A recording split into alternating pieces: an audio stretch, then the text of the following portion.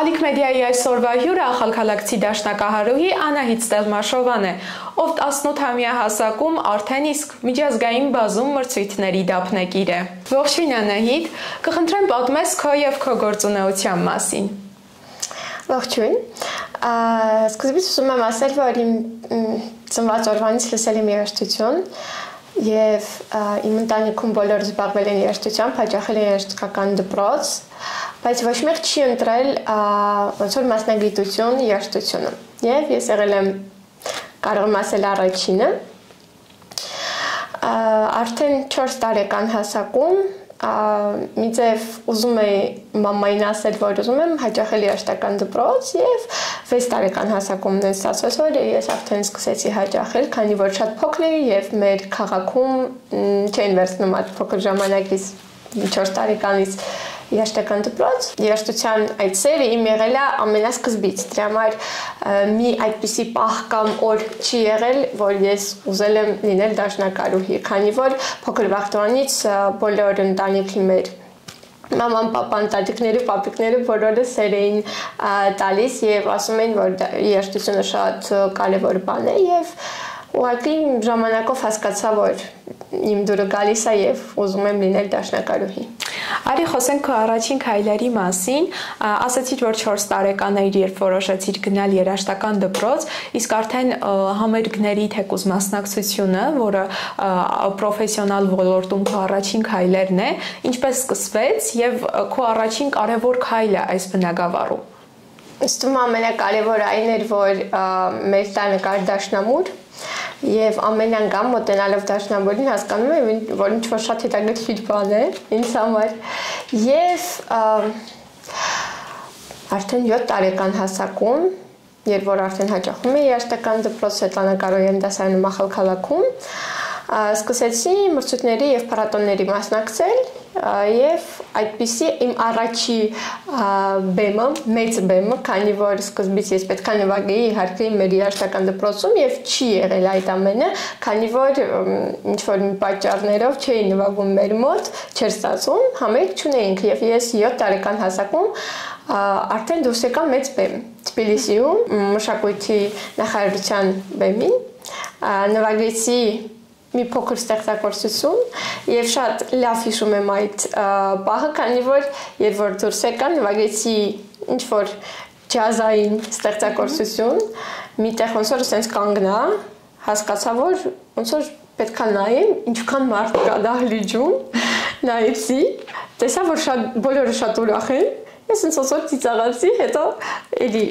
նվագեցի եւ վերջացրեցի, շատ երջանիկ էի այդ պահին եւ շատ լավ հիշում եմ, այդ օրվանից արդեն սկսեցի մրցույթների եւ փառատոների մասնակցել։ Արդեն բազմիցս նշեցինք, որ դու դեռևս փոքր տարիքից ես եղել բեմերում, արի խոսենք մարտահրավերների մասին, եթե եղել են, եթե բախվել ես ինչ-որ խնդիրների, խոչընդոտների եւ ազգային պատկանելիության մասով։ Դու նշեցիր, որ Թբիլիսիում է եղել քո առաջին մեծ բեմը եւ մինչեւ հիմա էլ Վրաստանում, թե Թբիլիսիում, թե այլ քաղաքներում վստահ եմ, մասնակցել ես շատ համերգների, ունեցել ես համերգներ եւ ազգային պատկանելիության մասով, եթե հանդիպել ես ինչ-որ մարտահրավերների։ Գիտեք, իմ կյանքում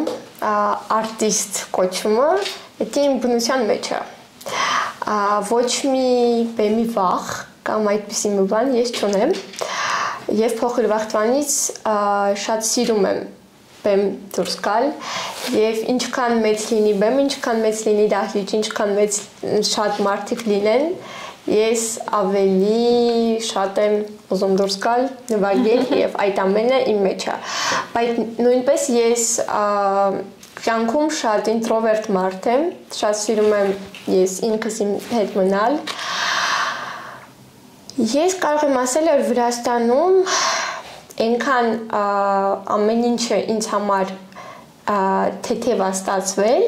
այդ պահով, որ չնայած որ ես հայ աղջիկ եմ Ախալքալաքից, բոլոր վրացիները, հայերը, ովքեր այստեղ ապրում էին, ում որ հետ ես աշխատել եմ, պարապել եմ, դասատուները եւ պրոֆեսորները, բոլորը ինձ շատ սիրում էին եւ միայն աջակցում։ Դրա համար այդ կողմից ես ոչ մի դժվարություն չեմ ունեցել։ Անահիտ ասում են արտիստի համար եւ հատկապես երաժշտի համար ամենակարևոր պարգևը նվերը դա հանդիսատեսի դրական էմոցիաներն են, ծափահարությունները, բայց վստահ եմ դու նաեւ նյութական պարգևներ ես ստացել եւ շատերն են գնահատել քո տաղանդը։ Սալոմե Զուրաբիշվիլին Վրաստանի 5-րդ նախագահը եւս քեզ արժանացրել էր մեդալի։ Կպատմես այդ մասին։ Տիգրան Զուրաբիշվիլիի հետ ծանոթացել եմ 2018 թվականին, երբ որ ինքը եկել էր Ախալքալակ եւ Մեոփե Նիկոլոզի հրավիրով ես նվագել եմ մենահամերգ Տիգրան Սալոմե Զուրաբիշվիլիի համար եւ մենահամերգներ տամ եւ նաեւ ելույթներ դեսպանների համար եւ մեկ անգամ երբ որ ես եկա 2022 թվականին ես չէի սպասում, քանի որ շատ երաժիշտներ կային, ովքեր երգում էին, նվագում էին եւ ես նվագում էի եւ ինքը ինձ նվիրեց նվեր այդպիսի ասած գլոր մեդալի պես, որտեղ որ նկարած է երաժիշտի երեսը ու Սոլի Բանալին։ Եվ ես շատ ուրախ էի իհարկե, քանի որ ինձ համար շատ մեծ պարտություն է դա։ 2024 թվականին մասնակցեցի Սխերմոնիկու ֆեստիվալում, որտեղ պարոն Ավետիս Կոմջանի Վիեննայի պրոֆեսորի հետ ունեցա մաստեր-կլաս եւ